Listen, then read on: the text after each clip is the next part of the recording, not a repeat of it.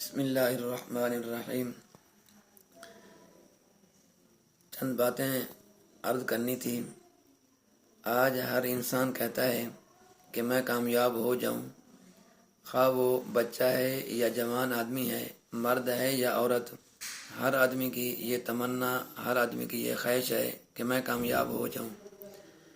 اور اللہ قلیل بعض حضرات ایسے بھی ہیں، وہ کہتے ہیں کہ مجھے دنیا مل جائے، مجھے مال اور زر مل جائے، لیکن مجھے اگر ایمان نہیں ملتا کوئی بات نہیں، لیکن مال ہونا چاہیے، ہماری جیب بھاری ہونی چاہیے، ہم کامیاب ہو جائیں دنیا کی زندگی کے اندر۔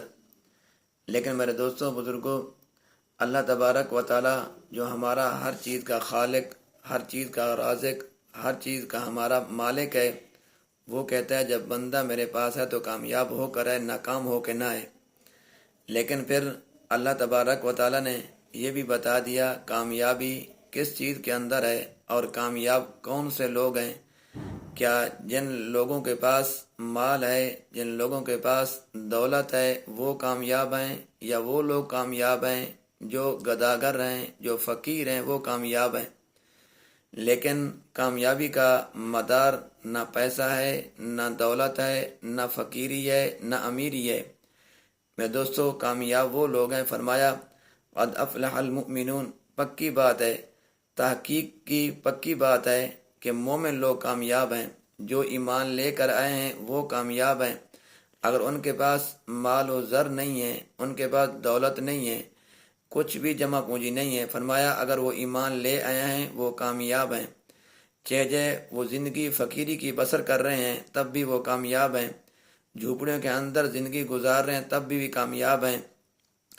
اگر خدا نہ خواستہ ایمان کی دولت سے محروم ہیں، ایمان کی دولت ان کے نصیب نہیں ہوئی، دنیا کا وہ بادشاہ، دنیا کے بادشاہ بھی بن جائیں، دنیا کی ہر آرائش اور دنیا کی ہر چیز ان کو میسر ہو جائے، تب بھی وہ کامیاب نہیں ہو سکتے۔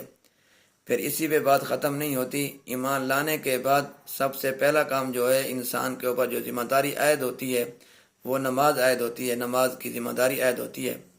میرے دوستو، جو انسان نماز کی پابندی کرے گا، نماز کی پابندی کرنا ہر مسلمان کے اوپر فرض بنتا ہے، خواہ وہ مرد ہے یا عورت ہے، ہر عاقل بالغ کے اوپر نماز جو ہے پنجگانہ یہ فرض ہے۔ لیکن آج ہمارے پاس نماز کا ٹائم نہیں ہے، لیکن دنیا کے دوسرے کاموں کے لیے ہمارے پاس ٹائم مل جاتا ہے۔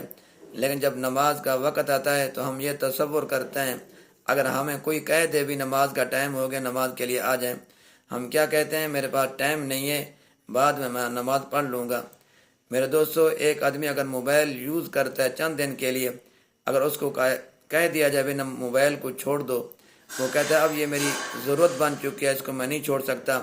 اسی طرح اگر کوئی آدمی سگریٹ نوشی کرتا ہے، اس کو بھی اگر ہم کہہ دیں اس کو ختم کر دو، ترک کر دو، وہ کہتا ہے کہ میری عادت بن چکی ہے، میں اس کو ختم نہیں کر سکتا۔ کیا ماہ رمضان کا مہینہ، ہم پورا رمضان کا مہینہ نماز پابندی سے ادا کرتے ہیں، لیکن جب عید کا چاند نظر آ جاتا ہے ہم نماز پڑھنا چھوڑ دیتے ہیں۔